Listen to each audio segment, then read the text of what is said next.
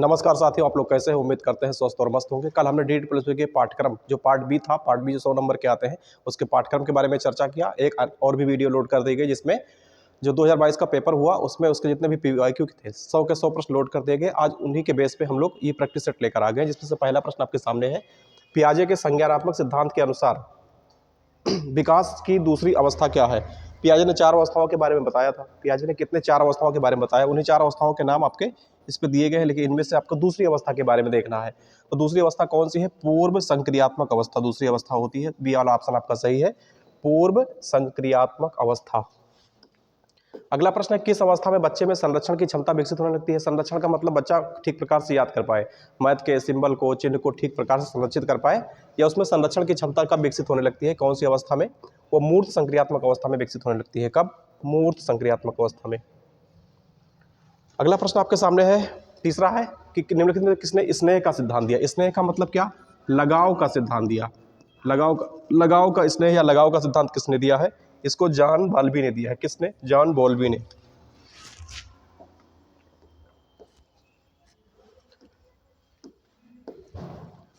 अगला प्रश्न, कोहलबर्ग ने अपने नैतिक विकास सिद्धांत में कितनी अवस्थाओं का प्रस्ताव रखा? तो कोहलबर्ग ने, आप जानते हैं कि 6 अवस्थाओं का प्रस्ताव रखा है। 6 अवस्थाओं का। उनकी अवस्थाओं का नाम क्या है? परंपरागत।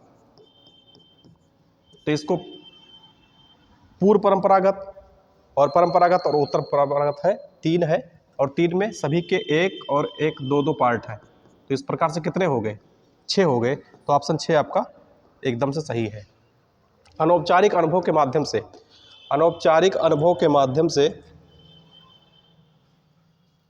साक्षरता ज्ञान के निर्माण के लिए एक बच्चे के सक्रिय प्रयास को क्या कहा जाता है? उसको कहा जाता है आउटगोइंग लिटरेसी। क्या कहा जाता है? आउटगोइंग लिटरेसी है वो।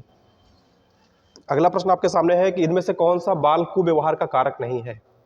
बालक में जो कुव्यवहार हो जाता है तो वह कुव्यवहार का कारक क्या नहीं है? देखिए, पुस्तकें बालक के कुव्यवहार का कारक नहीं है, बाकी देखभाल करने वाला से भी हो सकता है, माता पिता से भी हो सकता है, समाज से भी वो कुव्यवहार में आ सकता है, लेकिन पुस्तकें उसके साथ कोई भी कुव्यवहार नहीं कर सकती है। नेक्स्ट प्रश्न आपके सामने है, शैक्षिक उद्देश्य के लिए श्रवण बाधित विद्यार्थियों को 4 श्रेणी में वर्गीकृत किया गया है। निम्नलिखित में से किसकी श्रवण हानि सीमा 71 से 90 डेसिबल है? बताइए। शैक्षिक उद्देश्य के लिए श्रवण बाधित विद्यार्थियों को 4 वर्गों में विभाजित किया गया और कहा गया है कि निम्नलिखित में से किसकी श्रवण हानि सीमा 71 से 90 है? तो ये क्या माना जाता है? गंभीर श्रवण हानि है। ये क्या है? गंभीर श्रवण हानि है। नेक्स्ट प्रश्न आपके सामने है, कहा जा रहा है कि कोहलबर्ग का सिद्धांत किससे संबंधित था? तो कोहलबर्ग का सिद्धांत क्या बुद्धि से संबंधित है? नहीं। क्या संज्ञानात्मक से है? नहीं। क्या शारीरिक से है? नहीं। उनका सिद्धांत किससे संबंधित है? एजुकेशन से संबंधित है। अगला प्रश्न है, कहा जा रहा है कि कौन सा ADHD का लक्षण है? ADHD का आप लोग फुल फॉर्म बता दीजिए। ये किसका लक्षण है? ADHD किसका लक्षण है? ये लापरवाही का लक्षण है। इनमें से कौन सा कम आयु में बच्चे को नकारात्मक रूप से प्रभावित कर सकता है? इनमें से कौन सा कम आयु में बच्चे में नकारात्मक रूप से प्रभावित कर सकता है? ऑफिशियल पेरेंटिंग, आधिकारिक पालन पोषण से क्या उसमें नकारात्मकता कुछ आएगी? नहीं आएगा। डाइवोर्स से बिल्कुल आएगी। तलाक हो जाएगा तो बच्चे पे नेगेटिव प्रभाव पड़ेगा। माता पिता का उसको दोनों में से किसी एक का संरक्षण नहीं प्राप्त हो पाएगा। पर्याप्त भागीदारी लेगा तो इससे भी नहीं होगा। प्रभावी सह पालन पोषण होगा तो इससे भी उसमें कोई नकारात्मक प्रभाव नहीं आएगा। लेकिन जब डाइवोर्स हो जाता है, तलाक हो जाता है माता पिता में, तो बच्चे को किसी एक की संरक्षण दे दी जाती है, जिसमें से उसमें माता या पिता दोनों में से एक का संरक्षण नहीं प्राप्त हो पाता है। तो उसमें क्या होता है? कम आयु में बच्चे नकारात्मक रूप से प्रभावित हो जाते हैं। 11 नंबर प्रश्न आपके सामने है, कहा जा रहा है कि ध्यानाभाव एवं अति सक्रियता विकार क्या कहलाता है? ADHD कहलाता है। क्या कहलाता है? ADHD। तो इसमें क्या है? Attention deficiency hyper active disorder. इसमें बच्चा क्या होता है? अति सक्रिय हो जाता है। बच्चा क्या करता है? अति सक्रियता का शिकार हो जाता है, इसलिए इसको। गर्भावस्था के तीसरे तिमाही की समयावधि क्या है? बताइए। तीसरे तिमाही, जो तीसरा तिमाही होता है वो 29 से कितना होता है? 40 वीक। तीसरा तिमाही, 3 ही तो तिमाही होंगे, 3 त्रिका 9 महीने में बच्चा पैदा ही हो जाता है। तो अंतिम सप्ताह की बात कही जा रही है, तो 29 से 40 सप्ताह होता तो अंतिम तिमाही ही तो हो जाएगा। गर्भ की समयावधि, निकटतम उत्तर का चयन करना है। गर्भ की समयावधि, गर्भ की समयावधि कितने होते हैं? जन्म से 9 सप्ताह तक ही तो होगा। गर्भ की समय अवधि कितना है, निकटतम उत्तर का चयन करना है, तो ये 9 महीने, ठीक है। जन्म तक 9 सप्ताह। निम्नलिखित में से कौन सा बच्चे के शारीरिक विकास को प्रभावित करने वाला कारक है? बच्चे का शारीरिक विकास, क्या शिक्षक उसको प्रभावित कर सकता है? नहीं। क्या धार्मिक स्थल से वो प्रभावित हो सकता है? नहीं। क्या साथियों से बच्चे का शारीरिक विकास का कोई संबंध है? नहीं। उसका संबंध किससे है? उसका संबंध है जेनेटिक्स से, यानी हेरिडिटी से, आनुवंशिकता से। आनुवंशिकता से ही बालक का क्या होगा, शारीरिक विकास होगा। यदि माता पिता उनके लंबे हैं तो बच्चा भी लंबा होगा। उनका रंग अगर काला है या जिस तरीके से रंग है उस तरीके से हो जाएगा। तो पीढ़ी दर पीढ़ी जो लक्षण चलते रहते हैं वो वंशानुगत होते हैं। तो शारीरिक विकास अगर उसके माता पिता का नहीं हो तो स्वाभाविक है कि बच्चे का भी नहीं होगा। इसलिए क्या होगा, इसमें हेरिडिटी, आनुवंशिकता प्रभावित करेगा। कहा जा रहा है कि जब एक तटस्थ उद्दीपन यानी न्यूट्रल स्टिमुलस होगा और उस उद्दीपन स्टिमुलस के साथ जोड़ा जाएगा तो ये प्रतिवर्ती प्रतिक्रिया की ओर ले जाएगा। इस प्रकार के अधिगम को क्या कहा जाता है? इसको कहा जाता है क्लासिकल या चिर प्रतिष्ठित प्रानुकूलन कहा जाता है। ऐसा किसने दिया? पावलोव ने दिया था। सक्रियता से निष्क्रियता की तरफ जोड़ा जाता है। देखिए, इनमें से कौन सा अधिगम बच्चों को प्रभावित करने वाला कारक नहीं है? कौन सा अधिगम को प्रभावित करने वाला कारक नहीं है? क्या विद्यालय अधिगम को प्रभावित करने वाला कारक है? नहीं है। तो अधिगम को बढ़ावा देता है। भाषा भी बच्चे के सीखने में मदद करता है। अधिगम का मतलब क्या? सीखना सिखाना। तो इसमें यह भी मदद करता है। परिवार भी तो बहुत ज्यादा मदद करता है। एक बच्चे का नाम अधिगम को प्रभावित करने वाला कारक नहीं। उसका नाम कुछ भी हो, ABCD हो या जिस तरीके से किसी भी धर्म जात से उसका नाम हो, तो वो अधिगम को प्रभावित नहीं कर पाएगा।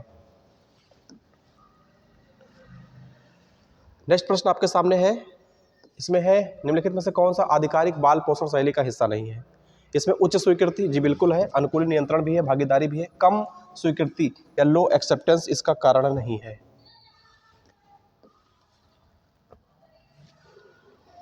मुख्य संज्ञानात्मक अधिगम की शैली क्या है? जो मुख्य संज्ञानात्मक है, जिसको जीन पियाजे ने दिया, उसकी अधिगम शैली क्या है? विजुअल है, अथॉरिटी है एंड काइनेटिक है। तो दृश्य, श्रवण और गति संवेदी, ये क्या हो जाएंगे? उसके अधिगम की शैली के अंतर्गत रखा गया है। जब कोई बच्चा मात्रात्मक आयाम के साथ वस्तुओं को क्रम में रखने में सक्षम होता है तो क्षमता को क्या कहा जाता है?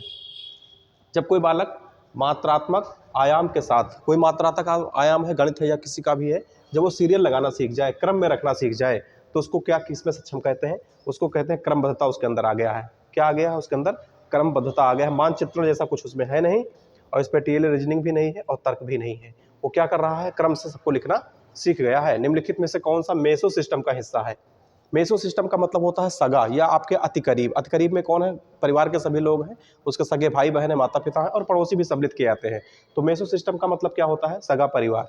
मेसो सिस्टम का मतलब क्या होता है? सगा परिवार। विद्यालय नहीं हो सकता है, कार्यस्थल नहीं हो सकता है और मूल्य जैसा कुछ इसमें है नहीं, तो इसमें क्या हो जाएगा? आपका सगा परिवार मेसो सिस्टम का हिस्सा होता है। निम्नलिखित में से किसे समावेशी शिक्षा में अंतर्गत रखा गया है? समावेशी शिक्षा में के अंतर्गत किसको रखा गया है? AEP को रखा गया है, SSA को रखा गया है, BBVP को रखा गया है या IEDC को रखा गया है? IEDC को ही इसके अंतर्गत रखा गया है। 22 नंबर प्रश्न आपके सामने है। निम्नलिखित में से कौन सा जैविक शब्द है? जैविक का मतलब क्या? जिससे कि संतानोत्पत्ति हो, आगे बढ़े। बायोलॉजिकल का मतलब क्या है? इसमें जेंडर ही होगा। पितृसत्तात्मक जैसा नहीं कुछ है, पुरुषत्व जो है स्त्रीलिंग भी कुछ नहीं है। क्या है इसमें? लिंग। लिंग क्या है? ये जैविक शब्द है। 23 नंबर प्रश्न आपके सामने है। कहा जा रहा है कि प्रच्छन्न पाठ्यक्रम क्या है? प्रच्छन्न का मतलब जो हिडन हो, इसमें लिखा हुआ हिडन करिकुलम का मतलब छुपा हुआ पाठ्यक्रम जो होता है। तो क्या देखिए, इसमें पाठ्यचर्या जो पढ़ाया नहीं जाता, क्या बच्चे छुपा हुआ होता है? नहीं, वो तो देख ही लेगा कि ये पढ़ाया गया या नहीं पढ़ाया गया। पाठ्य पुस्तक में एक अध्याय, ये भी कोई छुपा हुआ चीज़ नहीं है, कोई हिडन नहीं है। उसमें अध्याय तो साफ साफ दिख ही रहा है। इसमें से बच्चे के अनुभव ये भी छुपे हुए नहीं है। पाठ्यचर्या जो पढ़ाया नहीं जाता है और बच्चे के अनुभव में शामिल होता है, जो पढ़ाया नहीं जाता है और बच्चे के अनुभव में शामिल होता है, उसको क्या कहते हैं? हिडन करिकुलम कहते हैं या प्रच्छन्न पाठ्यचर्या कहते हैं। अगला प्रश्न आपके सामने दिया गया है। इनमें से कौन सा क्षेत्रीय विविधता का कारण है? क्षेत्रीय विविधता क्या भाषा के आधार पर आ सकता है? नहीं, इसमें ऐतिहासिक कारण है। परिवार भी नहीं है और मीडिया भी नहीं है। इसमें क्या है? ऐतिहासिक कारण है। इसका मतलब ये होता है, क्षेत्रीय विविधता का मतलब अगर बच्चा पहाड़ी वाले क्षेत्रों में पैदा हो गया है तो पहाड़ी वाले क्षेत्रों में उसको बहुत मुश्किल से जीवन यापन के लिए संसाधन उपलब्ध हो पाते हैं। लेकिन वही बच्चा अगर कहीं सही जगह पे पैदा हो जाए, मैदानी भागों में या सुसंपन्न जैसे इलाकों में पैदा हो जाए, तो उसके लिए सब कुछ आसानी से उपलब्ध होता है। आज के लिए इतना ही था। अब अगले वीडियो में फिर से अगले क्वेश्चन लेकर आ जाएंगे। बाकी आज इतना ही रहेगा।